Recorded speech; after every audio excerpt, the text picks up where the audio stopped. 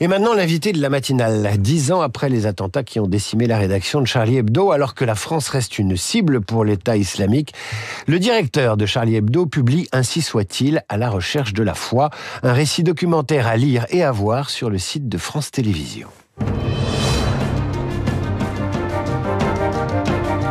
Rhys, bonjour. Bonjour. Bienvenue sur Radio Classique. Merci d'être avec nous ce matin. On va évoquer ce voyage à Jérusalem où vous, l'athée, êtes allé questionner des hommes de foi. Mais avant cela, 2 questions d'actualité. La première concerne un attentat kamikaze déjoué avant-hier et qui a conduit à la mise en cause de 3 jeunes gens. À quoi songez-vous quand vous apprenez régulièrement que la menace terroriste est toujours pesante, qu'elle est toujours là ? On le sait depuis 10 ans qu'elle est toujours là. On n'a jamais considéré à Charlie Hebdo que c'était terminé, même si on ne sait pas très bien quelle forme ça peut prendre. C'est vrai qu'on est un peu étonné d'entendre qu'un attentat un peu sophistiqué avec des explosifs avait été projeté. Je ne sais pas si c'était un attentat vraiment sérieux ou pas, mais en tous les cas, nous à Charlie, on fait comme si, oui, des choses pouvaient se reproduire. Comment on fait comme si les choses pouvaient se reproduire et en même temps comme si il fallait continuer à publier un journal satirique en dépit de tout ? Madame Gand, tout le monde fait comme si il peut y avoir un attentat dans d'autres rédactions, il y a des mesures de sécurité, puis même je crois que les citoyens aussi savent que malheureusement, on l'a vu, il y a eu tellement d'attentats de nature différente que ça peut toucher n'importe qui. Donc maintenant, on n'est plus comme en janvier 2015 où on est un peu sidéré de voir que un attentat avait frappé une rédaction, des juifs et des policiers. Maintenant, on sait depuis que ça peut atteindre n'importe qui. Quand vous vous rendez à Jérusalem, en Israël, dans un pays où il y a un conflit qui dure, à la fois traversé par de profonds clivages et de profonds antagonismes politiques et religieux, est-ce que vous vous sentez autant en sécurité en France, plus en sécurité qu'en France ou moins ? Alors paradoxalement, quand j'y suis allé, c'était avant le 7 octobre. Bien sûr. Et c'était assez calme. Voilà, j'ai pu me circuler à peu près librement. Voilà. Alors après, je suis resté dans le vieux Jérusalem, qui est une zone quand même assez sécurisée. Je me suis pas trop aventuré à l'extérieur. On a fait un petit écart. On a été à Hébron pendant 2 heures. Mais c'est vrai qu'on s'est pas trop aventuré au-delà de Jérusalem, du vieux Jérusalem, qui est plutôt quand même, qui à l'époque était encore sécurisé. Rhys, directeur de Charlie Hebdo, est l'invité de la matinale de Radio Classique. Il publie Ainsi soit-il, à la recherche de la foi, aux éditions Les Échappés, Rosalie Productions pour le documentaire que vous pouvez encore voir sur le site de France Télévisions. Rhys, vous êtes athée, vous allez à Jérusalem pour questionner ce qu'est la foi et pourquoi on croit en Dieu. Qu'est-ce qui vous a donné ce désir ? En fait, c'est pas d'aujourd'hui, c'était même avant le 7 janvier 2015. J'ai toujours été intéressé par ce que racontent en fait les religions, ce que racontent les textes religieux, parce que c'est sur cette base-là que sont construites des religions qui commandent à la vie de milliards de personnes. Donc, comment est-ce qu'on peut adhérer à ces textes ? Comment est-ce qu'on peut adhérer à ce point, au point de mettre toute sa vie en conformité avec des textes qui sont souvent des origines un peu brumeuses et un peu mystérieuses. Donc, c'était un peu ça que je voulais interroger. Et c'est surtout, je ne pouvais pas ne pas le faire en interrogeant les 3 religions, puisqu'elles sont liées les unes aux autres. Et puis, c'est un peu le jeu des 7 erreurs. On pose les mêmes questions et on voit les différences de réponses. Et il y a des différences. Alors, avant qu'on parle de ces entretiens, vous avez rencontré plusieurs types de religieux, vous venez de le dire, toutes les religions, ou en tout cas les 3 principales. Mais je voudrais votre sentiment quand vous avez découvert ou redécouvert Jérusalem, quand vous arrivez là-bas. C'était pas la première fois pour ce livre, mais quelle impression vous a fait cette ville, vous l'athée ? En fait, c'est une ville qui a 2 aspects, c'est-à-dire qu'on peut l'aborder de manière historique. C'est une grande ville de l'Antiquité, au même titre que Rome ou qu'Athènes, donc c'est une ville qui est chargée d'histoire. Vous allez là-bas en pensant aussi bien à Tacite qu'à Flavius Joseph. Mais après, c'est vrai qu'il y a l'aspect spirituel qui attire les pèlerins. Ça, c'est autre chose. C'est là où ça devient, à mon avis, plus discutable, où je suis plus, prudent et méfiant. Voilà. La vibration, la lumière de la ville, ce qui s'y est passé à la fois dans la légende et dans la réalité, ça ne vous ébranle pas ? Ce qui s'est passé dans la réalité, c'est impressionnant, au même titre que Rome et Athènes, ou Constantinople, ou Babylone. Mais la dimension spirituelle, j'avoue que c'est... moi, je pense que c'est de l'ordre de la construction. C'est-à-dire que les gens projettent aussi leurs désirs sur Jérusalem. C'est la ville de tous les fantasmes, de tous les désirs. Voilà. C'est le désir de Dieu, c'est le désir du spirituel. C'est une ville qui attire par le fantasme qu'on projette sur elle. Mais quand on la voit telle qu'elle est, moi j'ai tendance un peu à démystifier les choses. Voilà, je suis pas fasciné par la dimension spirituelle. Alors justement, même si c'est intriguant. On va parler de ces entretiens, mais on ne compte plus les unes que Charlie Hebdo a consacrées à la religion, une moqueuse, une satirique. Pour rencontrer des religieuses, il faut quand même se départir d'un certain nombre d'a priori pour être dans une attitude d'écoute. Bien parce sûr. que vous partez en interview, voilà. Est-ce que vous vous êtes conditionné, vous qui partiez avec un a priori pas vraiment favorable sur le religieux? Alors c'est vrai que je pouvais pas aborder ça non plus d'une manière satirique. Il a fallu aussi rassurer les interlocuteurs. Le but c'était pas de faire un documentaire satirique et c'était pas de faire non plus du Charlie Hebdo. C'est de poser des questions très simples, qui sont des questions que n'importe qui peut se poser sur le blasphème, sur l'intolérance, sur la violence, sur l'athéisme. Voilà, qu'est-ce que vous en pensez, vous qui sur êtes l'humour et la caricature sur l'humour aussi. et la caricature, voilà. Sur la liberté. Voilà. Et donc des questions très basiques et pour voir leurs réponses, quoi. Parce que finalement on les interroge, on a rarement l'occasion de les interroger sur ces sujets-là. Et même certains d'entre eux m'ont dit, on nous pose rarement ce genre de questions, comme si parfois leurs interlocuteurs voulaient les préserver de ces questions un peu pas dérangeantes, mais un peu atypiques, on va dire. Alors moi c'est ces questions-là qui m'intéressaient. Quelle a été leur réaction quand le patron de Charlie Hebdo les a contactés ou a contacté leurs auxiliaires, j'ose pas dire leurs attachés de presse parce qu'ils n'en ont pas tous, pour leur demander un entretien? Ils se sont dit, tiens, le diable arrive à Jérusalem?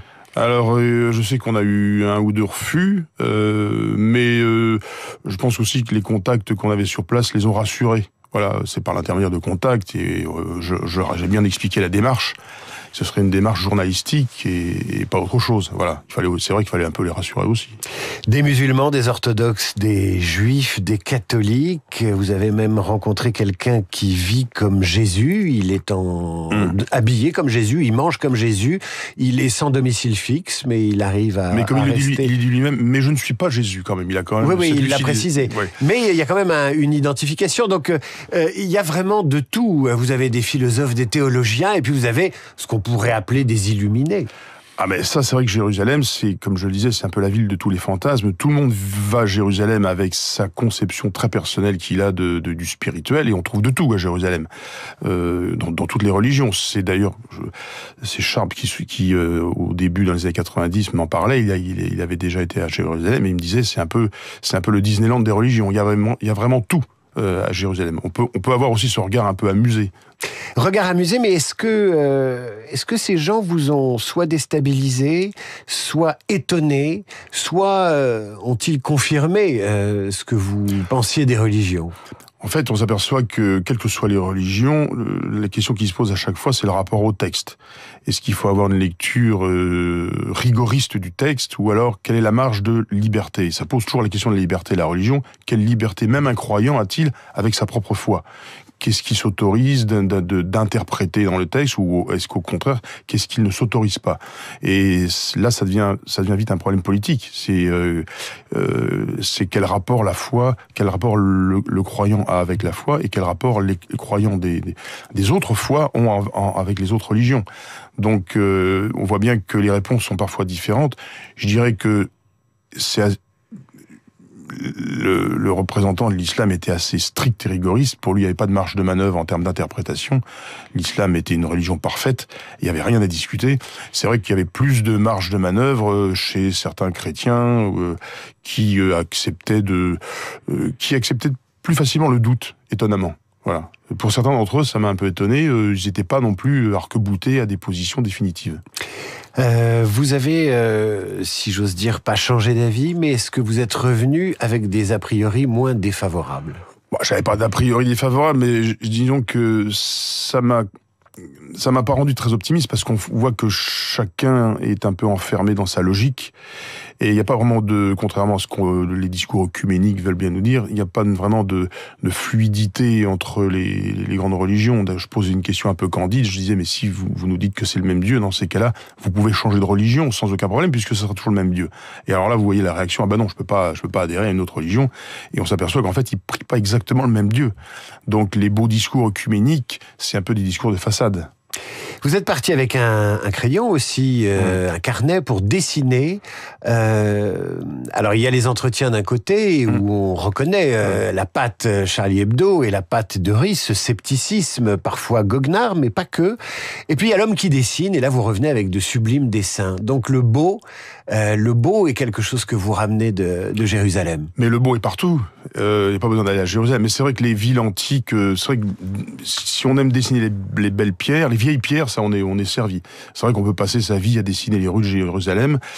Mais c'est comme toutes les grandes villes antiques. C'est vrai que pour le dessin, c'est toujours beau. Mais partout où on fait des reportages dans le monde, il y a toujours quelque chose de beau à dessiner.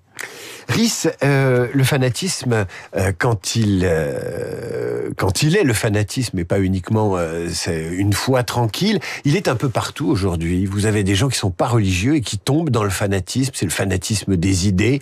Il peut être partout, dans tous les partis politiques, dans toutes les orientations politiques, dans toutes les idées pseudo-scientifiques. En ce moment, on parle des sectes, des dérives sectaires.